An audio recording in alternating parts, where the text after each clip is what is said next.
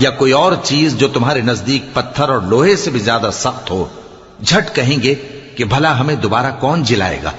کہہ دو کہ وہی جس نے تم کو پہلی بار پیدا کیا، تو تعجب سے تمہارے آگے سر ہلائیں گے اور پوچھیں گے کہ ایسا کب ہوگا؟ کہہ دو امید ہے کہ جلد ہوگا۔